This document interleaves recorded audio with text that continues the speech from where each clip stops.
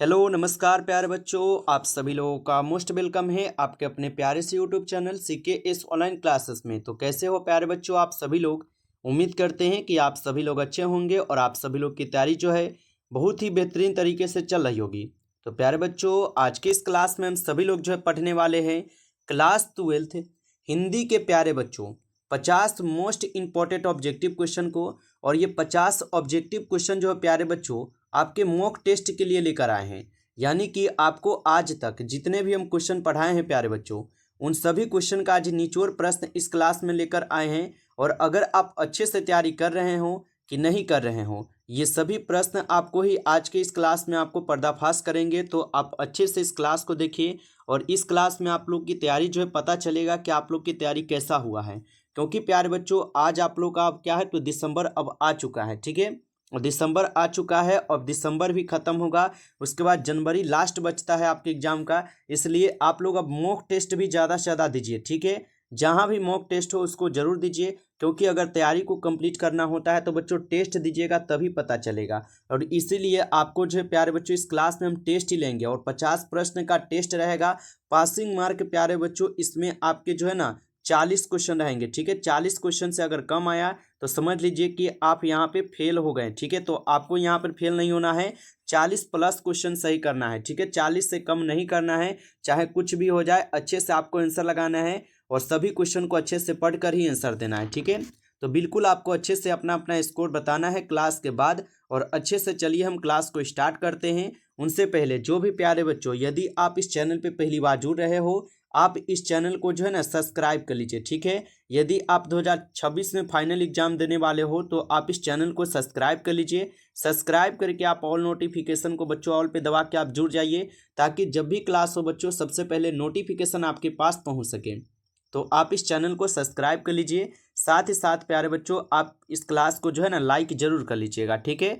तो चलिए क्लास को स्टार्ट करते हैं और आप लोग रेडी हो जाइए अपना अपना टेस्ट देने के लिए, ठीक है। तो देखिए यहाँ पर बच्चों हम क्लास को स्टार्ट करते हैं और देखिए यहाँ पर प्रश्न क्या पूछा है।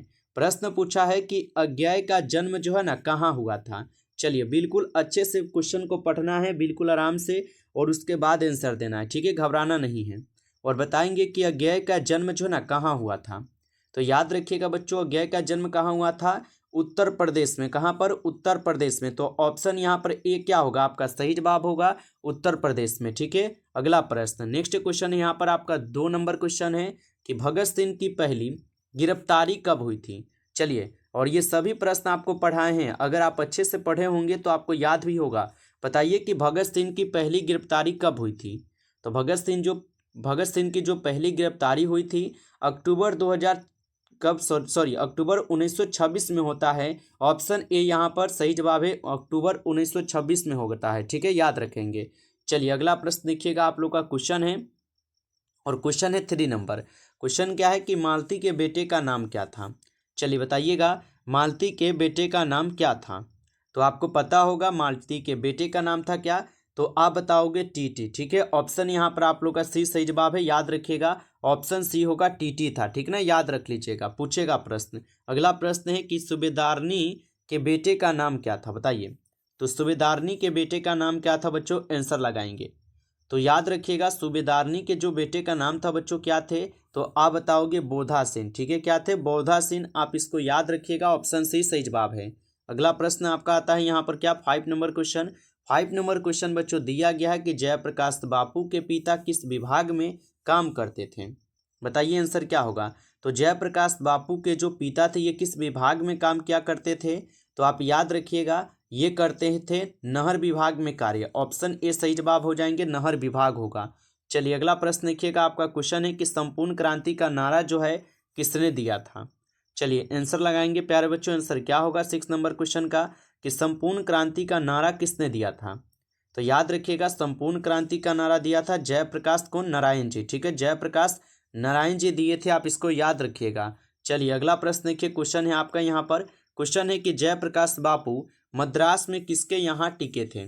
लगाइएगा आंसर। और आज का क्लास बिल्कुल आपको आराम से पढ़ाएंगे, ठीक है, क्योंकि टेस्ट है तो टेस्ट में घबराना नहीं है और बिल्कुल आराम से आंसर लगाना है, ठीक है। हम भी आपको बिल्कुल आस्ते आस्ते पढ़ाएंगे। बताइए कि जयप्रकाश बापू मद्रास में किसके यहाँ टिके थे। तो आप बताओगे कि ये ईश्वर अय्यर के यहाँ टिके थे, ऑप्शन ए सही जवाब होगा। ठीक है, याद रखिएगा। अगला प्रश्न देखेंगे, क्वेश्चन है कि दिनकर जी की जो पहली रचना थी ये कौन सी थी, बताइए। तो दिनकर जी की जो पहली रचना थी ये कौन सी रचना थी, तो आप याद रखेंगे यहाँ पर आपका सही जवाब ऑप्शन बी होगा, प्रणभंग। ऑप्शन आपका बी सही जवाब है, प्रणभंग होगा। चलिए अगला प्रश्न देखेंगे, आप लोग का क्वेश्चन है कि अज्ञेय जी किस युग के रचनाकार हुए हैं। चलिए बताइए, अज्ञेय जी किस युग के रचनाकार हुए हैं। तो याद रखिएगा, अज्ञेय जी जो है ये हो जाएंगे कहाँ पे, तो ये हो जाएंगे यहाँ पे प्रयोगवादी युग नहीं होगा, ये द्विवेदी युग है। ठीक है, द्विवेदी युग होगा, ऑप्शन सी करेंगे सही जवाब, द्विवेदी युग के रचनाकार हुए हैं। आगे देखिएगा, अगला यहाँ पर आप लोग का प्रश्न क्या है, और प्रश्न दिया गया है 10 नंबर क्वेश्चन। ठीक है, 10 नंबर क्वेश्चन क्या है, आप लोग का क्वेश्चन दिया गया है, अज्ञेय क्या देख कर सोचने लगे कि यह कैसी छाया सी इस घर में छाई हुई है। बताइए कि अज्ञेय क्या देखकर सोचने लगे कि यह कैसी छाया इस घर पे छाई हुई है। तो आप क्या बताएंगे आंसर, बताइए क्या होगा। तो आप बताओगे कि घर का वातावरण देखकर। ठीक है, घर का वातावरण देखकर, ऑप्शन डी आपका सही जवाब है। आगे देखिए, अगला प्रश्न है कि कर्नाटक वंश के प्रथम राजा कौन थे, बताइए। तो कर्नाटक वंश के प्रथम राजा कौन थे बच्चों, तो ये थे कौन, नान्यदेव। कौन थे, नान्यदेव। आप अच्छे से इसको याद रखिएगा, नान्यदेव होगा। चलिए अगला प्रश्न देखेंगे, आपका क्वेश्चन है महाकाव्य कौन समास है। चलिए बताइएगा, महाकाव्य कौन समास होगा यहाँ पे। तो याद रखिएगा, महाकाव्य जो है यहाँ पर आपके कर्मधारय समास है, ऑप्शन ए सही जवाब है, कर्मधारय समास है, याद रखेंगे। अगला प्रश्न आता है आप लोग का, और क्वेश्चन क्या है कि अपने मुंह मियाँ मिठू बनाना मुहावरे का अर्थ है, बताइए। तो अपने मुंह मियाँ मिठू बनाना मुहावरे का अर्थ क्या होता है। तो यहाँ पर आप बताओगे अपनी प्रशंसा बच्चों खुद करना। ठीक है, अपनी प्रशंसा खुद करना, ऑप्शन ए सही जवाब है। चलिए अगला प्रश्न देखिएगा, क्वेश्चन है जायसी रचित कब्रक कहाँ से उद्धृत है। तो जायसी रचित कब्रक जो ये कहाँ से उद्धृत है, तो याद रखिएगा ये पद्मावत से है। कहाँ से है बच्चों, पद्मावत से है, ऑप्शन सी आपका सही जवाब होगा, पद्मावत से। अगला प्रश्न देखिएगा, आपका क्वेश्चन है कि पुत्र वियोग कविता किसकी रचना है, बताइएगा। पुत्र वियोग जो ये कविता है बच्चों ये किसकी रचना है। तो याद रखेंगे, पुत्र वियोग जो है ये कविता रचना किसकी है, तो आप बताओगे ये सुभद्रा कुमारी चौहान की रचना है पुत्र वियोग। ऑप्शन बी आपका सही जवाब है, सुभद्रा कुमारी चौहान होगा। नेक्स्ट क्वेश्चन देखिएगा, आपका यहाँ पर बच्चों क्वेश्चन है 17 नंबर, और 17 नंबर क्वेश्चन क्या है कि रामधारी सिंह दिनकर किस काल के कवि थे। तो रामधारी सिंह दिनकर जो ये किस काल के कवि है बच्चों, तो याद रखना उत्तर छायावाद के कवि थे रामधारी सिंह दिनकर जी, ऑप्शन आपका सी सही जवाब है, याद रखिएगा। चलिए अगला प्रश्न देखिएगा, क्वेश्चन है कि भगत सिंह किसे जो है ना कायरता कर्म मानते हैं। तो भगत सिंह किसे जो है कायरतापूर्ण कर्म मानते थे, तो यहाँ पर आपका सही जवाब हो जाएंगे आत्महत्या को, बिल्कुल ऑप्शन डी होगा, आत्महत्या को भगत सिंह जो है ना ये कायरता मानते हैं। चलिए आगे देखेंगे, यहाँ पर आपका प्रश्न है कि भगत सिंह के आदर्श पुरुष जो है ना कौन थे। चलिए बताएंगे आपका आंसर क्या होगा कि भगत सिंह के आदर्श पुरुष कौन थे। तो भगत सिंह के आदर्श पुरुष थे कौन बच्चों, करतार सिंह सराबा। ठीक है, याद रखेंगे, करतार सिंह सराबा हो जाएंगे, ऑप्शन यहाँ पर आप लोग का 20 सही जवाब है, याद रखेंगे। अगला प्रश्न आप लोग का आता है, क्वेश्चन है कि जगदीश चंद्र माथुर ने किस विषय में एमए किया था। चलिए बताइए कि जगदीश चंद्र माथुर ने किस विषय में एमए किया था।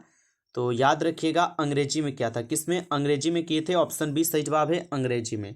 नेक्स्ट क्वेश्चन देखेंगे, क्वेश्चन है भूइयाँ जाति के लोग किसके समक्ष थे, बताइए भूइयाँ जाति के लोग किसके समक्ष थे। तो याद रखिएगा मुसहर के। ठीक है, किसके, तो मुसहर के थे, ऑप्शन ए सही जवाब होगा। अगला प्रश्न देखिएगा, आप लोग का क्वेश्चन है 22 नंबर क्वेश्चन है ना, क्वेश्चन है कि गांधी जी किसके आग्रह पर चंपारण आए थे। तो गांधी जी जो है राजकुमार के कहने पर आए हुए थे ना, तो राजकुमार शुक्ल के आग्रह पर आए हुए थे, ऑप्शन ए लगाएंगे यहाँ पे सही जवाब आप। ठीक है, चलिए अगला प्रश्न आपका आता है कि नंदगढ़ का विशाल स्तूप जो है ना ये कितना फीट ऊंचा था। तो नंदनगढ़ का जो विशाल स्तूप ये कितना फीट जो है ना बच्चों ऊंचा था। तो याद रखिएगा ये 82 फीट ऊंचा था, ऑप्शन ए सही जवाब है, 82 फीट होगा। चलिए अगला प्रश्न देखिएगा, आपका क्वेश्चन है बेतिया नगर से सरेआम कितनी दूर है। तो बेतिया नगर से सरेआम जो ये कितनी दूर है, तो याद रखिएगा ये लगभग 2 मील होगा। ठीक है, लगभग 2 मील हो जाएंगे, याद रखेंगे। चलिए अगला प्रश्न आता है कि जख्म पर धूल के रचनाकार कौन हुए हैं। चलिए बताएंगे बच्चों कि जख्म पर जख्म पर धूल के रचनाकार कौन है? तो आप बताओगे मल्यज। ठीक है, मल्यज है। ऑप्शन ए आपका सही जवाब है, मल्यज होगा। चलिए आगे देखेंगे। प्रश्न है आप लोग का यहाँ पे कि एक कलाकार के लिए यह निहायत जरूरी है कि उसमें आग हो और वह खुद ठंडा हो, और ये पंक्ति कहाँ से उद्धृत है? तो ये पंक्ति उद्धृत ली गई है आपके हंसते हुए मेरा अकेलापन से। ऑप्शन डी होगा। चलिए आगे देखेंगे। प्रश्न है आप लोग का कि ज्ञानेंद्र पत्ती को किस रचना पर साहित्य अकादमी पुरस्कार मिला था? चलिए बताएंगे कि ज्ञानेंद्र पत्ती को किस रचना पर साहित्य अकादमी पुरस्कार मिला था। तो आप याद रखिएगा, यहाँ पे इस क्वेश्चन का आपका सही जवाब ऑप्शन बी होगा, संशयात्मा पर। किस पर? संशयात्मा पर मिला था। आप अच्छे से इनको याद रखिएगा। ठीक है, चलिए अगला प्रश्न देखिएगा। आपका क्वेश्चन है ज्ञानेंद्र पत्ती किस प्रशंसनिक पद पर जो है ना कार्यरत थे? तो ज्ञानेंद्र पत्ती किस प्रशंसनिक पद पर जो है कार्यरत थे? तो याद रखिएगा, ये थे आपके किस पर? काराधीक्षक पर। किस पर थे? काराधीक्षक पर, याद रखिएगा। अगला प्रश्न आपका आता है कि अशोक वाजपेयी का जो मूल स्थान था ये कहाँ था? तो अशोक वाजपेयी का जो मूल निवास स्थान था ये कहाँ पर था? तो ये थे आपके मध्य प्रदेश में। कहाँ पर बच्चों? मध्य प्रदेश में थे, याद रखिएगा। चलिए आगे देखिएगा। प्रश्न है कि खिला हुआ फूल क्या है? बताइए। तो खिला हुआ फूल जो है बच्चों ये क्या होगा? तो याद रखिएगा, खिला हुआ फूल होता है यहाँ पर पतबंध। ठीक है, क्या होता है? पतबंध होता है, याद रखेंगे।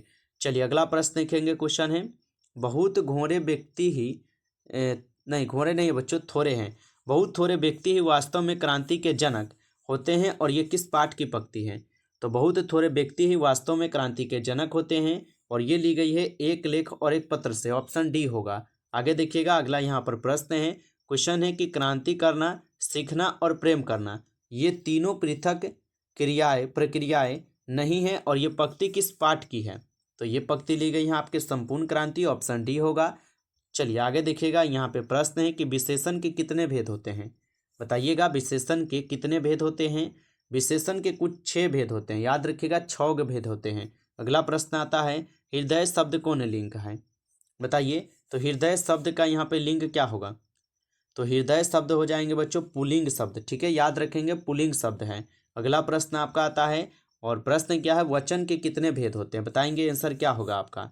तो वचन के कितने भेद होते हैं? तो वचन के कुल यहाँ पे 2 वचन होते हैं। कौन कौन से है बताइए, आप लोग कमेंट कीजिए। एक वचन और द्विवचन, यही ना होता है। अगला प्रश्न है जिस पुरुष में नारित्य नहीं डैश है। तो जिस पुरुष में बच्चों नारित्य नहीं, ये क्या होगा? ये आपके अपूर्ण होते हैं। ठीक है, अपूर्ण होते हैं। ऑप्शन ए सही जवाब है। अगला प्रश्न आता है सुख में जीवन किसकी रचना है? बताइए, सुख में जीवन जो ये किसकी रचना है? तो सुख में जीवन ये चंद्रधर शर्मा गुलेरी की रचना है। ऑप्शन सी सही जवाब है, याद रखेंगे। चलिए आगे देखिएगा। यहाँ पर आपका प्रश्न है, और प्रश्न क्या है आपका? प्रश्न है कि अज्ञेय का पूरा नाम क्या है? तो अज्ञेय का जो पूरा नाम है बच्चों क्या हो जाएंगे? तो याद रखेंगे, यहाँ पे सही जवाब सच्चिदानंद हीनानंद वसय अज्ञेय जी हो जाएंगे। ऑप्शन सी सही जवाब है। चलिए अगला प्रश्न देखिएगा। और क्वेश्चन क्या है आप लोग का? और क्वेश्चन है आप लोग का यहाँ पे कि चंद्रधर शर्मा गुलेरी किस काल के जो है ना कहानीकार थे? तो याद रखिएगा, चंद्रधर शर्मा गुलेरी जो है ये किस काल के कहानीकार थे? तो आप याद रखिएगा, ये हो जाएंगे द्विवेदी काल के। ऑप्शन यहाँ पर आप लोग का जो है 20 सही जवाब है। आप अच्छे से इनको याद रखिएगा। ठीक है, चलिए आगे देखते हैं। और अगला प्रश्न देखिएगा। क्वेश्चन क्या है? क्वेश्चन है आप लोग का कि हिंदी गद्य का विकास किस काल में हुआ था? चलिए बताएंगे, हिंदी गद्य का जो विकास है ये किस काल में हुआ था? तो हिंदी काल का जो विकास बच्चों ये आधुनिक काल में होता है। ऑप्शन डी आपका सही जवाब है, आधुनिक काल। अगला प्रश्न देखेंगे। क्वेश्चन है आप लोग का लन्हा सिंह अपना कंबल किसे उड़ाता था? तो लन्हा सिंह जो है ये अपना कंबल किसको दे दिए थे? तो याद रखेंगे बोधा सिंह को। ऑप्शन सी होगा।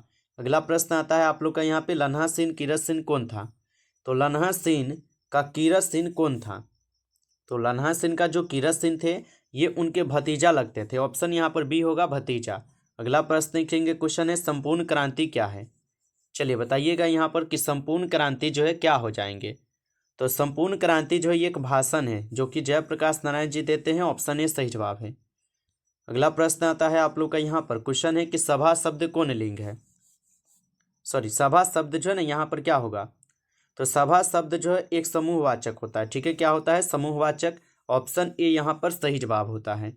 चलिए आगे देखेंगे। यहाँ पर क्वेश्चन है कि ज्ञानेंद्र पत्ती का निवास कहाँ है?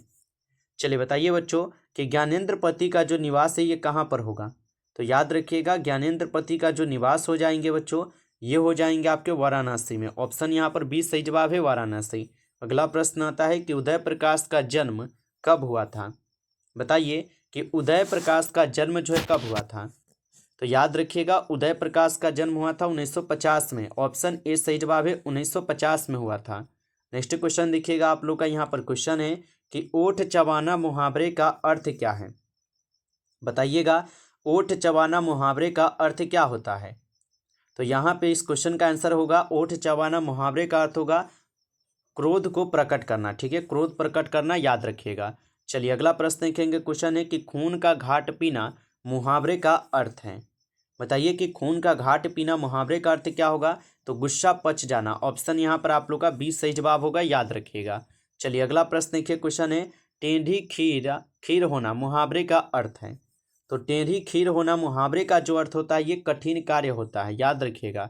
चलिए लास्ट क्वेश्चन है आप लोग का और लास्ट क्वेश्चन पढ़िए। और प्यारे बच्चों अगर आपको नोट्स चाहिए तो आप इस नंबर पे भी एसएमएस कर लीजिए। ठीक है, 962 18 834। ठीक है, आप इस नंबर पे जो है एसएमएस कर लीजिएगा और आप लोग इस नंबर पे आप लोग एसएमएस करके अपना नोट्स सब्जेक्ट बताइएगा और सब्जेक्ट बताकर आप सभी लोग ले सकते हो। ठीक है, क्योंकि प्यारे बच्चों इसमें आपको बिल्कुल गेसिंग किया गया, आपको सब्जेक्टिव प्लस में आपको ऑब्जेक्टिव भी दिए जाएंगे। ठीक है, तो अगर आप चाहते हो कि अगर आप लोग की तैयारी 2 महीना में ही अगर तैयारी अच्छा से हो जाए और सभी क्वेश्चन आपको याद रहें तो आप अच्छे से इस नोट्स को लेकर पढ़ लीजिए, क्योंकि बच्चों इसमें आपको आसान से आसान भाषा में क्वेश्चन मिलेंगे जिसको आप जल्द से जल्द याद कर पाएंगे। ठीक है, तो इस नंबर पे आप लोग एसएमएस करके नोट्स ले सकते हो और आपको थोड़ा सा पेमेंट भी इसका लगेंगे। ठीक है, चलिए और बताइए कि मुट्ठी में करना मुहावरे का अर्थ है। तो मुट्ठी में करना यानी वश में करना, वश में करना। ठीक है, तो यहाँ पर आप लोग का क्या है, ऑप्शन डी होगा सही जवाब। यहाँ पर वश में न रहना नहीं, वश में करना ना, मुट्ठी में करना मुहावरे का अर्थ होता है वश में करना। ऑप्शन डी ही होगा सही जवाब। ठीक है, याद रखिएगा। तो प्यारे बच्चों इस क्लास में कुल 50 क्वेश्चन थे और 50 क्वेश्चन का आप लोग का यहाँ पे टारगेट था 40 क्वेश्चन। ठीक है, यानी कि 40 क्वेश्चन। कितना क्वेश्चन सही है, क्या आप लोग का ये टारगेट पूरा हुआ कि नहीं, कमेंट में बताइएगा। और अच्छा लगा हो तो आप बच्चों लाइक कीजिएगा इस क्लास को और चाहते हैं कि और भी जो भी आपका सब्जेक्ट हो बताइएगा जिससे कि आप लोग का मॉक टेस्ट हो जाए, तो आप कमेंट कर दीजिएगा। ठीक है, ताकि वो भी आप लोगों से टेस्ट हम लेंगे। ऐसे तो हम अपने तरीके से आपको लेते ही रहेंगे टेस्ट, लेकिन आप लोग भी बताइए अगर जो भी आपकी तैयारी नहीं हुआ है आप जरूर कमेंट में बताइए। ठीक है, और जो भी सब्जेक्ट का आपकी तैयारी नहीं हुआ है आप लोग यकीन मानिए इस नोट्स को अगर आप ले लेते हो प्यारे बच्चों और पढ़ लेते हो तो आप समझ लीजिएगा कि इसमें आपका जो है ना सभी क्वेश्चन तैयारी हो जाएगा। ठीक है, और अगर आप कोई भी सब्जेक्ट की अगर नोट्स लेते हो तो आपकी तैयारी उससे पूरी तरीके से होगा। ऐसा नहीं है कि क्वेश्चन है, सभी क्वेश्चन मिलेंगे उसमें आपको। ठीक है, तो इस नंबर पे आप एसएमएस करके नोट्स ले लीजिए। ठीक है, चलिए और लाइक कर लीजिए। जो भी बच्चे नए हो आप सब्सक्राइब करके जो चाहिए। ठीक है, चलिए फिर मिलते हैं आपसे एक नेक्स्ट टॉपिक के साथ नेक्स्ट क्लास में। तब तक के लिए जय हिंद। सभी प्यारे बच्चों को टेक केयर, अच्छी तरीके से पढ़ाई करते रहिए।